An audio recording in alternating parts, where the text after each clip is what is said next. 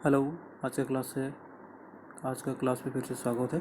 तो आज हम देखेंगे सेल के बारे में डिटेल में आज डिस्कस करेंगे। सेल के अंदर जितने सारे ऑर्गेनेल्स होते हैं उनके बारे में डिटेल में।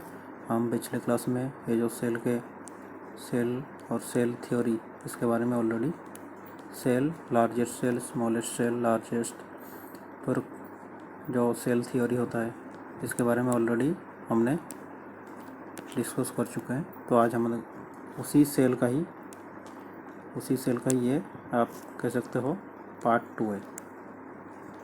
पार्ट 2 जिसके बारे में हम जो सेल के अंदर जितने सारे ऑर्गेनेल्स होते हैं वो सारे देखेंगे। तो पहले आता है सेल वॉल। तो सेल वॉल जनरली होता है ये प्लांट सेल में। प्लांट सेल मैंने पिछले क्लास में बताया था, जो प्लांट सेल होता है उसका जो सेल होता है वो रेक्टेंगुलर टाइप का होता है, ऐसे आयताकार। और इसी आयताकार के इसका 2 कवरिंग होता है। जो आउटर कवरिंग होता है इसे कहा जाता है सेल वॉल। सेल वॉल और ये इनर वाला जो अंदर है उसे कहा जाता है cell membrane. Cell wall, cell membrane, फिर उसके अंदर यहाँ पे न्यूक्लियस होता है।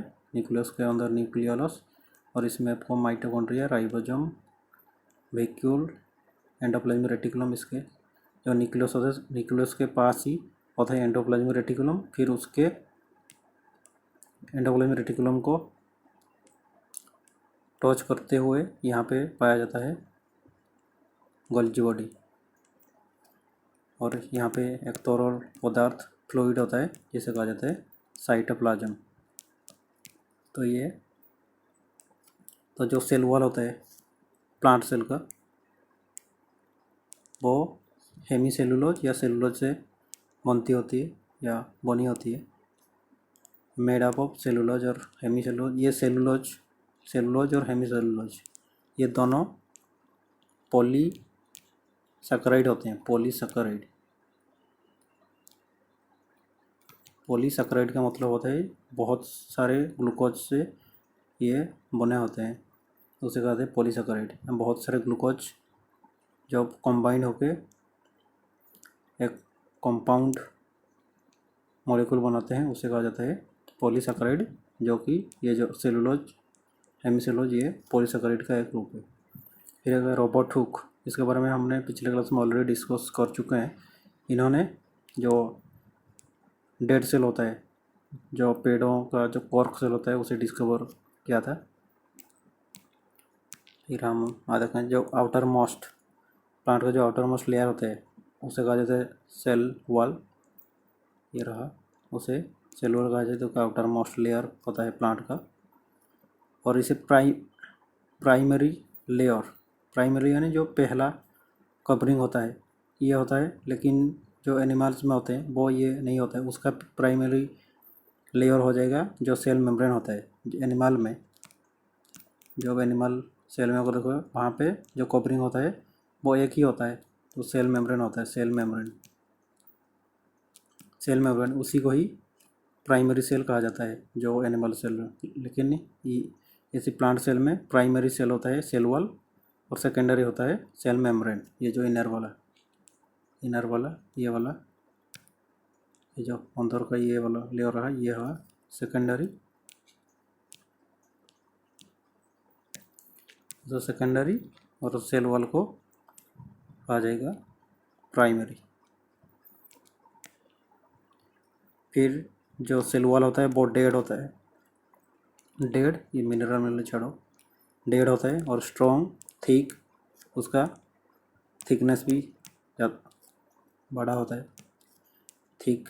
फिर पोरस, यहाँ पे आपको बहुत सारे छोटे छोटे होल्स या छिद्र होते हैं यहाँ पे।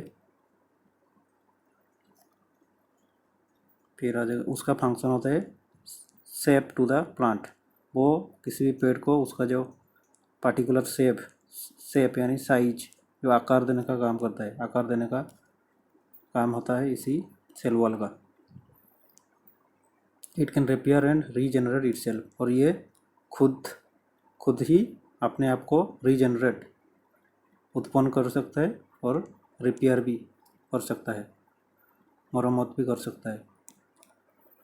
फिर उसका हार्डनेस, जो सेल वॉल का हार्डनेस होता है वो होता है लिग्निन के प्रेजेंट के कारण, लिग्निन, और एक होता है calcium pectate, calcium pectate, calcium pectate, इसके ये भी आता है क्वेश्चन में। तो कैल्शियम पेक्टेट और लिग्निन, ये दोनों के कारण ये जो सेल वॉल होता है वो हार्ड होता है यानी कठिन। फिर हम आ गए जो फॉल होते हैं पेड़ों में, उसका जो फ्रेशनेस, जो फॉल आप देखेंगे जो ग्लेजिंग करता है, ग्लेजिंग होता है वो इसी पेक्टेट के कारण होता है, पेक्टिन। फिर आज जूसी फ्रूट्स यानी जो फ्रूट्स का तो हार्डनेस होता है इसी कैल्शियम पेक्टेट के कारण ही होता है। और जो कैल्शियम पेक्टेट होता है वो जूसी टाइप का होता है, जूस टाइप का, यानी कह सकते हैं जेल टाइप का होता है ये जो कैल्शियम पेक्टेट। बस ये आप इतना याद रखना कि जो हार्डनेस होता है फलों का वो कैल्शियम पेक्टेट, और पेक्टेट और एक कहाँ पे आता है, या ये जो सेल वॉल होता है वहाँ पर भी पेक्टेट, कैल्शियम पेक्टेट हार्डनेस का कारण होता है। ये जो hardness of cell wall calcium pectate के कारण होता है। फिर हमें जो ओनली फाउंड इन प्लांट्स, ये जो सेल वॉल होता है ये सिर्फ आपको प्लांट सेल में दिखाई देगा, एनिमल सेल में सिर्फ वहाँ पे आपको सेल मेम्ब्रेन ही दिखाई देता है। फिर हम आ जाएंगे यहाँ पे use in future for treatment of certain diseases like जो हार्ट डिजीज, फ्यूचर में इसे हार्ट डिजीज के लिए जितने सारे हार्ट रिलेटेड, फिर कैंसर, फिर उसके बाद ये ल्यूकेमिया मतलब ब्लड कैंसर जो होता है, ल्यूकेमिया जो WBC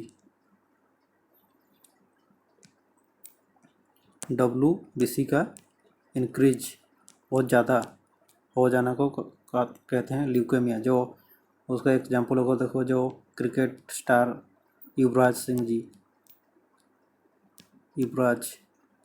सिंह जी उनके हुआ था, लेकिन वो भी इसी दौर से कुछ माने ठीक हो गए। तो उनका जो हुआ था ब्लड कैंसर वो ये वाला था ल्यूकेमिया, यानी WBC का ज़्यादा हो जाना, एक्सेस, जितना ब्लड होना चाहिए शरीर पे उससे ज़्यादा, और वो भी WBC। फिर यूज इन, ये तो गया। फिर जो सेंट्रोजोम, ये centrosome the main region of the cell from which the micro, जहाँ से माइक्रोट्यूब्यूल्स का उत्पन्न होता है। ये सेंट्रोजोम का वैसे ऐसा कोई क्वेश्चन वैसे आता नहीं है, बस ये याद रखना जो माइक्रोट्यूब्यूल्स होते हैं इसी से उत्पन्न होते हैं। जो माइक्रोट्यूब्यूल्स जो सेल डिवीजन के टाइम पे ये फंक्शन करता है। फिर आगे सेंट्रियोल, जो सेंट्रियोल होता है ये एक तो होता है सिलिंड्रिकल, और ये सेंट्रोजोम के साथ एसोसिएट होकर होता है, और ये सिर्फ एनिमल सेल में होता है, प्लांट में नहीं होता है जो सेंट्रियोल होता है। और they occupy pairs at right angle to each other, और ये दोनों राइट एंगल के साथ ऐसे रहते हैं। ये बात आपको इतना याद रखना नहीं, बस ये सेंट्रियोल याद रखना। सेंट्रियोल उसका आकार होता है सिलिंड्रिकल, और ये सेंट्रोजोम के साथ एनिमल सेल में होते हैं, प्लांट में नहीं होते। फिर है जो सेल मेम्ब्रेन, फिर ये सेल मेम्ब्रेन ये दोनों एनिमल सेल हो या प्लांट सेल हो दोनों में पाए जाते हैं, लेकिन एनिमल सेल में इसे प्राइमरी मेम्ब्रेन कहा जाता है, क्योंकि ये उसका ही एक पहला मेम्ब्रेन या एक ही मेम्ब्रेन कह सकते हैं, इसीलिए इसे प्राइमरी। एनिमल सेल के लिए ये तो होगा प्राइमरी, लेकिन जो प्लांट के लिए हो जाएगा सेकेंडरी मेम्ब्रेन। और ये बोथ प्लांट एनिमल में पाया जाता है और इसे सेकेंडरी लेयर कहा जाता है कहाँ पे, प्लांट में, लेकिन एनिमल सेल में ये प्राइमरी या मेन लेयर। फिर ये बनते हैं प्रोटीन और फॉस्फोलिपिड। ये फॉस्फोलिपिड भी लिपिड, ये जो लिपिड वर्ड लास्ट में है, लिपिड यानी जो फैट्स होते हैं, फैट्स को कहते हैं। तो प्रोटीन और लिपिड्स या फैट से ये बनते हैं। और इसका जो मॉडल दिया गया था, वैलिड मॉडल, जो कि ठीक ठाक था, वो दिया गया था सिंक और निकलसन के द्वारा। उसका इसी सेल मेम्ब्रेन का एक मॉडल इन्होंने दिया था। तो सिंक और निकलसन, इसे भी आप याद रखना। सिंक और निकलसन जो हैं, उन्होंने ये सेल मेम्ब्रेन का एक वैलिड मॉडल दिया था।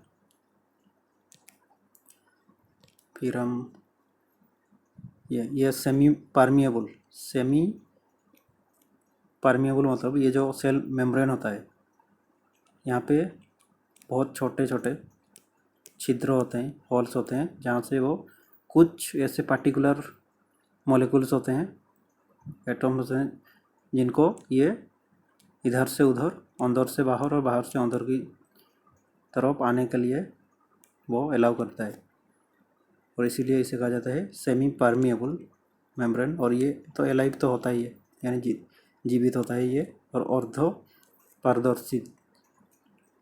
फिर प्रोटीन बॉन्ड, प्रोटीन मॉडल जो दिया गया था, यही सिंगर और निकलसन जो कहते हैं प्रोटीन मॉडल जो बनते हैं वो प्रोटीन बॉन्ड से बनते हैं। एक प्रोटीन दूसरे प्रोटीन के साथ जो बनता है, इसी को कहा जाता है प्रोटीन बॉन्ड। एक प्रोटीन दूसरे प्रोटीन के साथ जिसके थ्रू अटैच होते हैं, इसे कहा जाता है बॉन्ड। और ये प्रोटीन का बॉन्ड बनता है, इसलिए इसे प्रोटीन बॉन्ड कहते हैं, और इसे ही कहा जाता है प्रोटीन मॉडल, और इसे सैंडविच मॉडल भी कहते हैं, सैंडविच मॉडल। फिर अगर transportation molecule across the plasma membrane takes place by diffusion, और ये जो सेल मेम्ब्रेन के थ्रू जो पार्टिकल अंदर बाहर से अंदर होते हैं, ये डिफ्यूजन प्रोसेस से होता है। डिफ्यूजन और एक होता है ऑस्मोसिस, ये दोनों प्रोसेस से ये सेल मेम्ब्रेन फंक्शन करता है। फिर अगर ये होता है फ्लेक्सिबल यानी लचीला होता है, और कैन बी फोल्डेड, इसे फोल्ड भी किया जा सकता है, ब्रोकन भी किया जाता है, एंड रीयूनाइट भी, एक जगह आप यहाँ से एकत्रित भी कर सकते हैं, यूनाइट भी कर सकते हैं। फिर ये रेगुलेट मूवमेंट ऑफ मॉलिक्यूल्स, जो मॉलिक्यूल्स होते हैं सेल के, कौन सा पार्टिकल अंदर जाएगा, कौन सा बाहर निकाला जाएगा, इसी से सेल मेम्ब्रेन से होता है। तो movement of molecules inside and outside the cell, और ये भी वही डिफ्यूजन और ऑस्मोसिस के प्रोसेस के द्वारा ही होता है। यानी यहाँ पे अगर आप सेल का डायग्राम यहाँ पे बनाएंगे, जो एनिमल सेल होता है वो होता है राउंड, और ये एक ही जो उसका कवरिंग होता है और लेयरिंग होता है, इसे कहते हैं सेल मेम्ब्रेन।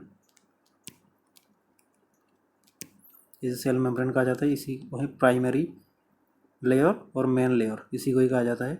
और इसमें सेंटर में न्यूक्लियस, उसके अंदर न्यूक्लियोलस, फिर न्यूक्लियोलस के अंदर होता है क्रोमोसोम्स, ये वगैरह होता है। फिर इसमें आपको एक तरल पदार्थ मिलेगा जिसको कहते हैं साइटोप्लाज्म, ये होता है साइटोप्लाज्म।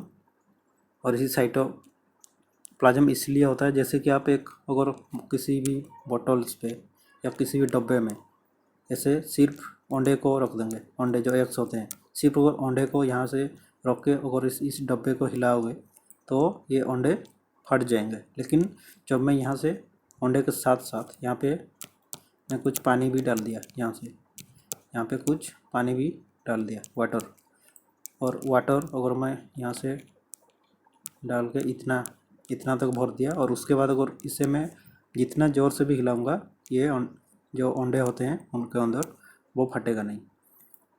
तो इसे ये क्या सेफ्टी देता है इसी अंडे को। वैसे ही एक सेल में ये जो फ्लूइड होता है, ये जो साइटोप्लाज्म होता है, उसके अंदर जितने सारे ये जो ऑर्गेनेल्स होते हैं, cell organelles, mitochondria, ribosome, nucleus, nucleolus, फिर वैक्यूल, ये सारे जो होते हैं उनको ये जो सेल मेम्ब्रेन का ये जो वॉल होता है इससे वो प्रोटेक्ट करता है ताकि वो किसी भी तरह से डैमेज ना हो। तो इसीलिए ये जो तरल पदार्थ है वो भी काम करता है और इसमें बहुत सारे आपको सॉल्ट मिनरल्स भी होते हैं, प्रोटीन्स, जो कि उसी जो जिसको भी जो चाहिए होता है वो सप्लाई भी करता है। फिर हम आ जाएगा माइटोकॉन्ड्रिया। तो माइटोकॉन्ड्रिया का और अब यहाँ पे बना हुआ माइटोकॉन्ड्रिया भी होता है डबल लेयर का।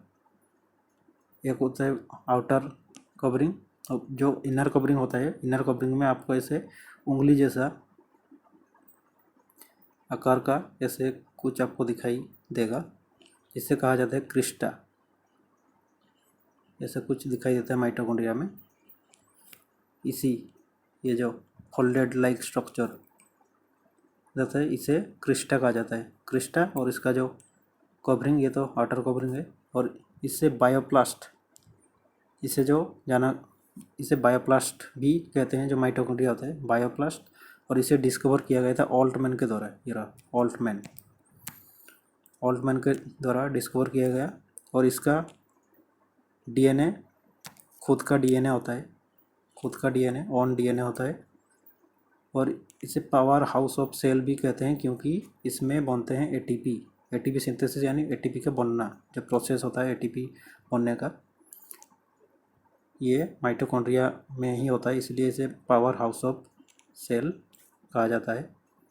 और ये जो एटीपी होता है, एटीपी को एनर्जी करेंसी कहते हैं, energy currency of cell, energy currency, ऊर्जा मुद्रा या शक्ति मुद्रा कह सकते हैं।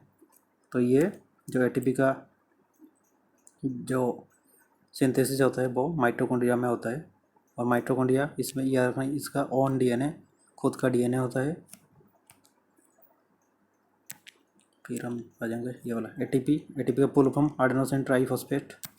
ये रहा एटीपी का फुल फॉर्म एडेनोसिन ट्राइफॉस्फेट।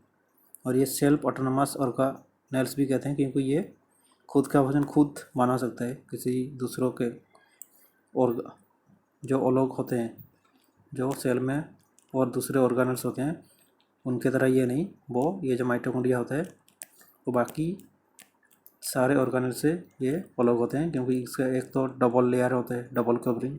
ये खुद अपना डीएनए होता है खुद का, और एटीपी भी वो बना सकता है जो कि ऊर्जा की तरह वो यूज भी कर सकता है। इसीलिए इसे ऑटोनोमस ऑर्गेनेल्स कहते हैं। सिर्फ इसे माइटोकॉन्ड्रिया को, माइटोकॉन्ड्रिया जो होता है उसे सेल का ऑटोनोमस ऑर्गेनेल्स कहते हैं। फिर अगर इसका जो स्ट्रक्चर होता है वो बैक्टीरिया की तरह होता है क्योंकि बैक्टीरिया में जैसे डीएनए होता है, एंजाइम होते हैं, वैसे ही इसमें भी पाया जाता है माइटोकॉन्ड्रिया में, इसलिए इसे सिमिलर टू बैक्टीरिया कहते हैं। फिर अगर न्यूक्लियस होता है जो सेल का, ये जो सेंटर में होता है, जो कि सेल का जितने भी कार्य होते हैं बहुत सारे को जो कंट्रोल करता है, वो हो गया न्यूक्लियस। जिसे कहता है हेड क्वार्टर ऑफ सेल भी कहते हैं क्योंकि ये ही कंट्रोल करता है किसी भी सेल को। तो इसे हेड क्वार्टर ऑफ सेल कहते हैं। और इसे डिस्कवर किया गया रॉबर्ट ब्राउन के द्वारा डिस्कवर किया गया। और इसे कंट्रोलर रूम भी कहते हैं क्योंकि ये कंट्रोल करता है। कंट्रोलर रूम हो या हेड क्वार्टर हो, इसी न्यूक्लियस को ही कहा जाता है। फिर अगर जेनेटिक मटेरियल इसमें होता है, जो डीएनए, आरएनए, ये सब। और जो डीएनए होता है इसमें जनरली जो जीन होते हैं इसमें होते हैं, जो जीन बनते हैं डीएनए से।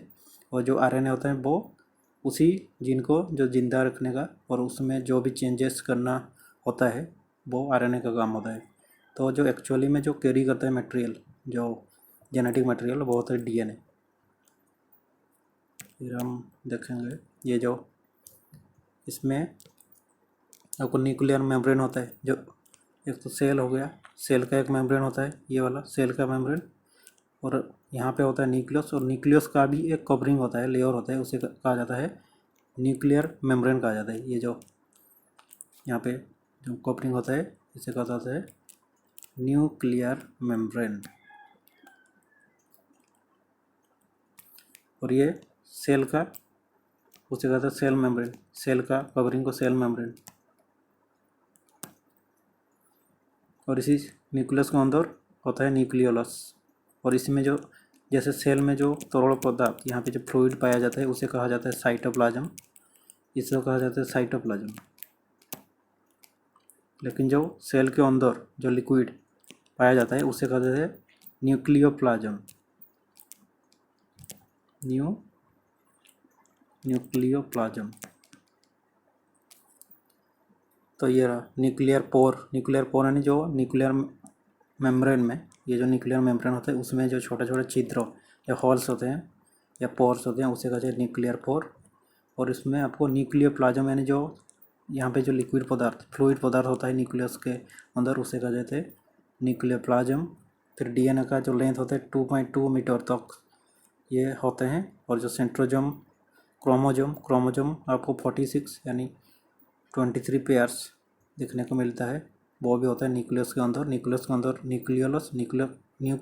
के अंदर होता है क्रोमोजोम्स, वो भी होते हैं 46 क्रोमोजोम या कह सकते हैं 23 पेयर्स। फिर ये आपको इतना याद रखना नहीं है, ये सब इसे आपको याद रखना नहीं। फिर अगर न्यूक्लियोलस, ये न्यूक्लियोलस होता है न्यूक्लियस के अंदर होता है न्यूक्लियोलस। इसे डिस्कवर किया गया था, ये रहा साइंटिस्ट का नाम फंटाना।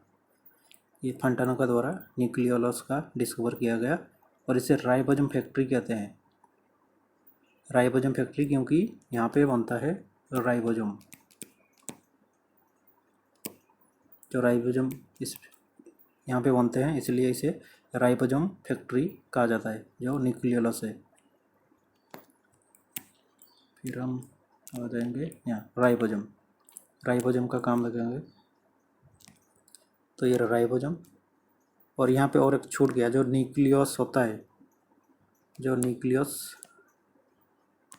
न्यूक्लियस होता है उससे कहा जाता है लार्जेस्ट ऑर्गेनेल। इसे लार्जेस्ट ऑर्गेनेल्स कहते हैं। यानी सबसे जो जितने सारे ऑर्गेनेल्स हैं, यानी ऑर्गेनेल्स यानी जो सेल के अंदर जितने सारे होते हैं जो चीज़ें उसे कहा जाता है ऑर्गेनेल्स। यानी ribosome, mitochondria, site endoplasm reticulum, Golgi body, lysosome, vacuole, ये जो जितने सारे भी होते हैं उसमें से सबसे बड़ा होता है ये कौन सा, न्यूक्लियस। इसलिए इसे कहा जाता है लार्जेस्ट ऑर्गेनेल्स कहा जाता है। फिर आ जाओ यहाँ पे राइबोसोम। राइबोसोम को कहा जाता है सबसे छोटा ऑर्गेनेल्स। सबसे बड़ा हो गया न्यूक्लियस और सबसे छोटा हो गया राइबोसोम। तो स्मॉलेस्ट सेल ऑर्गेनेल्स उसे डिस्कवर किया गया था पालाडे के द्वारा, पालाडे बाय इलेक्ट्रॉनिक माइक्रोस्कोप। ये बहुत छोटे होते हैं ये जो राइबोसोम होते हैं, इसलिए यहाँ पे जो माइक्रोस्कोप यूज किया गया है वो मॉडर्न टाइप का, यानी इलेक्ट्रॉन माइक्रोस्कोप के द्वारा इसे डिस्कवर किया गया था। और इसे यूनिवर्सल सेल ऑर्गेनेल्स कहा जाता है। यूनिवर्सल यानी जो ऑर्गेनेल्स बहुत सारे, यानी कह सकते हैं सारे के सारे सेल में ये पाया जाता है। जितने भी सारे सेल्स होते हैं वो कौन सी भी सेल हो उसके अंदर राइबोसोम होता है। इसीलिए ये यूनिवर्सल, मैंने यूनिवर्स में जितने भी सारे सेल्स होते हैं उनके अंदर ये पाया जाता है, इसीलिए उनका नाम भी होगा यूनिवर्सल सेल ऑर्गेनेल्स।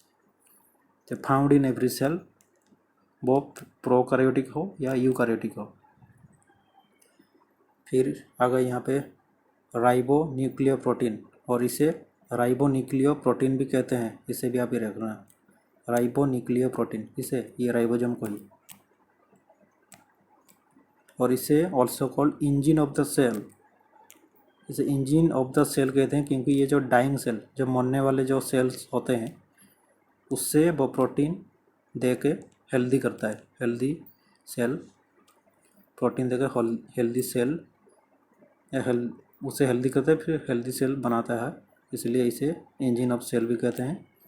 फिर it helps in protein synthesis. ये जो प्रोटीन बनता है जो बॉडी में, वो बॉडी में बनता है सेल के अंदर। जो ये जो राइबोसोम होता है, राइबोसोम के अंदर प्रोटीन बनते हैं, उसे कहते हैं प्रोटीन सिंथेसिस होता है राइबोसोम में। इसीलिए इसे प्रोटीन फैक्ट्री कहा जाता है, प्रोटीन फैक्ट्री, क्योंकि प्रोटीन यहाँ से उत्पादन होता है या उत्पन्न होता है। और ये जो राइबोसोम्स होते हैं वो जनरली दो टाइप का होते हैं। एक तो 70S, ये नेम है। ये जो 70S का मतलब ये नंबर नहीं है कोई, ये नेम है, नेम। तो ये एक होता है 70S और एक होता है 80S। जो 70S होता है ये सिर्फ आपको मिलेगा जो प्रोकैरियोटिक सेल होता है, प्रोकैरियोटिक सेल में ही इसे पाया जाता है, प्रोकैरियोटिक सेल। लेकिन जो यूकैरियोटिक होता है, जो यूकैरियोटिक सेल्स होते हैं उसमें आपको ये 70S वाला भी राइबोसोम दिखाई देगा और 80S वाला भी राइबोसोम आपको दिखाई देगा। लेकिन जो प्रोकैरियोटिक होते हैं उसमें सिर्फ आपको ये जो 70S राइबोसोम होता है इसी टाइप का राइबोसोम ही दिखाई देगा। और ये जो एस का मतलब होता है स्वेडबर्ग कॉन्स्टेंट एक साइंटिस्ट थे जिन्होंने इसके बारे में बताया था, इसलिए ये जो एस का नाम उसी साइंटिस्ट के सम्मान के लिए या ऑनर के लिए रखा गया है। एस मतलब होता है स्वेडबर्ग कॉन्स्टेंट। तो ये जो 70S होता है वो बनता है 30S and 50S, 50 30S 50S ये दोनों से बनता है 70S। और ये जो 80S होता है वो बनता है 60S और 40S। यानी यहाँ से अगर आप 10 मिला दोगे, 30 पे अगर 10 मिला दोगे हो गया 40S, और 50 पे और 10 मिलाओगे तो 60S। तो जो 70S होता है वो 30S 50S से बनता है, और जो 80S होता है वो बनते हैं 60S और 40S। फिर जब ये जो 70S also found in eukaryotic में ये दोनों पाए जाते हैं, 80S भी और 70S भी। लेकिन प्रोकैरियोटिक सेल में सिर्फ 70S राइबोसोम पाया जाता है। फिर हम आ जाएंगे, ये तो 70S वाला मैंने बताया, ये सिर्फ प्रोकैरियोटिक सेल में मिलता है। प्रोकैरियोटिक में जहाँ पे आपको वैसे क्लियरली विजिबल नहीं होगा जो न्यूक्लियस है या नहीं है, माइटोकॉन्ड्रिया है या नहीं, ऐसे आपको क्लियरली दिखाई नहीं देगा। और उसमें आपको फर्स्ट तो प्रायोरिटी माइटोकॉन्ड्रिया, ये माइटोकॉन्ड्रिया जो सेल होते हैं, सेल का अंदर जो माइटोकॉन्ड्रिया होता है उसी में ये 70S पाया जाता है। और ये क्लोरोप्लास्ट में भी होता है। क्लोरोप्लास्ट में सेकंड प्रायोरिटी, यानी पहले तो होता है 80S, उसके बाद ये आता है 70S। तो प्राइमरी तो 80S होता है जो होता है क्लोरोप्लास्ट में। ये डायरेक्ट क्वेश्चन में आता है, सिर्फ ये मैंने इंपॉर्टेंट पॉइंट्स को ही यहाँ पे आपके लिए लाया हूँ, तो इसे आप डायरेक्ट याद रखना। क्लोरोप्लास्ट में सेकेंडरी, माइटोकॉन्ड्रिया में 70S पाए जाते हैं। जो सेल होता है प्रोकैरियोटिक का सेल का अंदर जो माइटोकॉन्ड्रिया आता है उसी में 70S, और क्लोरोप्लास्ट में 80S तो होता ही है और 70S भी होता है, जो कि फर्स्ट प्रायोरिटी तो दिया जाएगा 80S सबसे ज़्यादा होता है, फिर 70S। फिर जो इसे मेड अप ऑफ 70, ये वाला तो हमने ऑलरेडी बता चुका। जो 70S होता है वो 50S और 30S से बनता है, और उसका फंक्शन तो ये transfer amino acid during protein, जो प्रोटीन बनते हैं उसी समय ये एमिनो एसिड सप्लाई करता है, ट्रांसफ़र करता है। और ये जो प्रोटीन बनते हैं ये एमिनो एसिड से ही बनते हैं, एमिनो एसिड से ही बनता है प्रोटीन। फिर हम आ जाएंगे, और इसी प्रोटीन को आप कह सकते हैं ये मान एमिनो एसिड के कंपाउंड भी कहते हैं, कंपाउंड ऑफ एमिनो एसिड। ये जो प्रोटीन होता है ये compound of amino acid, shortcut में ए लिख दिया, ए एमिनो एसिड। फिर का वैक्यूल यानी जो सेल के अंदर एक बैग लाइक, यानी एक आप कह सकते हैं एक स्पेस होता है, खाली जगह, या जो कि स्टोरेज के लिए रखा गया है। स्पेस फॉर सॉलिड और लिक्विड कंटेंट, जो भी सेल के अंदर बनते हैं या जो भी वेस्ट प्रोडक्ट हो, या वैसे जो भी सेल में ज़रूरत चीज़ें होते हैं वो इसमें जो एक्स्ट्रा हो जाते हैं इसमें स्टोर करके रहता है। ये वेरी लार्ज इन प्लांट में ये बड़ा होता है जो वैक्यूल होता है, और एनिमल्स में ये छोटा होता है। ये मैंने पिछले क्लास में भी बताया था। तो फिर आ जाओ न्यूक्लियोइड। एक तो होता है न्यूक्लियस, और ये होता है absence of nuclear membrane in organism like bacteria. जो बैक्टीरिया में जो न्यूक्लियस होता है वहाँ पे आपको जो न्यूक्लियस होता है उसका न्यूक्लियर मेम्ब्रेन होता नहीं है वहाँ पे। आप कह सकते हैं वो होता है प्रोकैरियोटिक सेल जैसा, क्योंकि प्रोकैरियोटिक सेल में वैसे कोई क्लियर न्यूक्लियस होता नहीं है, उसमें आपको ये जो न्यूक्लियर मेम्ब्रेन दिखाई नहीं देगा। तो जहाँ पे आपको जिस न्यूक्लियस में न्यूक्लियर मेम्ब्रेन होता नहीं है या क्लियरली विजिबल नहीं होता है, उसी को ही कहा जाता है न्यूक्लियोइड। और उसी न्यूक्लियस में सिर्फ न्यूक्लिक एसिड होते हैं और कुछ नहीं, न्यूक्लिक एसिड ही होते हैं, उसके अलावा कुछ नहीं। इसलिए उसी न्यूक्लियस को ही कहा जाता है न्यूक्लियोइड। या कहते हैं जो प्रोकैरियोटिक सेल में जो न्यूक्लियस होता है जहाँ पे सिर्फ न्यूक्लिक एसिड होते हैं उसी को ही कहा जाता है न्यूक्लियोइड। और इसमें जो बैक्टीरिया जैसे अनसेंट बैक्टीरिया अनसेंट सेल्स में ये पाया जाता है, या प्रोकैरियोटिक सेल में ये पाया जाता है न्यूक्लियोइड। फिर है गोल्जी बॉडी। ये गोल्जी बॉडी 1898 में कामिलो गोल्जी, ये नाम है कामिलो गोल्जी, इसे तो याद भी इजी हो गया, इसमें नाम में ही गोल्जी है। तो कामिलो जो गोल्जी बॉडी होता है, ये जो कामिलो गोल्जी होते हैं इसी ने डिस्कवर किया था। और इसे ट्रैफिक कंट्रोलर कहा जाता है। और ये जो मॉलिक्यूल बनते हैं सेल के अंदर वो पैकिंग करता है, और पैकिंग के बाद ये भेज देता है एंडोप्लाज्मिक रेटिकुलम के पास। एंडोप्लाज्मिक रेटिकुलम, फिर एंडोप्लाज्मिक रेटिकुलम उसे फिल्टर करता है, फिर फिल्टर करके वो न्यूक्लियस के अंदर भेज देता है। जो सेल्स मैं तो इसे बताया था, जो सेल यहाँ पे न्यूक्लियस होते हैं, न्यूक्लियस के चारों ओर होता है यहाँ पे एंडोप्लाज्मिक रेटिकुलम ईआर, फिर उसके चारों तरफ होते हैं गोल्जी बॉडी। और ये गोल्जी बॉडी मॉलिक्यूल पैकिंग करके ये एंडोप्लाज्मिक रेटिकुलम को भेजता है। और ये जो एंडोप्लाज्मिक रेटिकुलम होता है वो फिल्टर करता है, और फिल्टर करके ये न्यूक्लियस के अंदर यहाँ पे भेज देता है। और ये जो होता है गोल्जी बॉडी, इसीलिए इसे ट्रैफिक कंट्रोलर, यानी जो पैकिंग करता है तो वहाँ पे कुछ जगह भी एक्स्ट्रा जगह बचता है, इसलिए इसे ट्रैफिक कंट्रोलर कहते हैं गोल्जी बॉडी को। फिर अगर लोअर पार्ट ऑफ एग्स, जो एग्स का ये लोअर नहीं, ये होगा येलो पार्ट। जो एग का जो येलो पार्ट होता है वो बनते हैं गोल्जी बॉडी से। ये रखना, गोल्जी बॉडी यानी जो न्यूक्लियस होता है, ये रहा न्यूक्लियस के चारों ओर एंडोप्लाज्मिक रेटिकुलम, फिर उनके चारों ओर होता है गोल्जी बॉडी। और अंडे का जो येलो पार्ट होता है वो सेंटर में ही होता है न्यूक्लियस के, जैसे न्यूक्लियस दिखता है। और वो तो न्यूक्लियस ही है जो अंडे में होता है, जो येलो पार्ट, तो वो बनता है गोल्जी बॉडी से, जो अंडे का येलो पार्ट होता है। और जो अपर पार्ट ऑफ स्पर्म, जो शुक्राणु सेल होता है, उसका जो जैसे शुक्राणु जो होता है उसके जो ये सामने में यहाँ पे होता है जो एक्रोजम होता है, ये वाला, ये एक्रोजम भी ये होता है एक्रोजम। ये एक्रोजम भी गोल्जी बॉडी से बना होता है। फिर अगर Golgi apparatus helps in formation of lipids, जो फैट्स बनते हैं, लिपिड्स हो यार, इसी को ही फैट कहते हैं। जो फैट्स होते हैं, ये जो गोल्जी apparatus या गोल्जी बॉडी ये फैट या लिपिड्स बनाता है। फिर मेलानिन प्रोटीन भी इसी में आता है, मेलानिन प्रोटीन भी इसमें बनते हैं।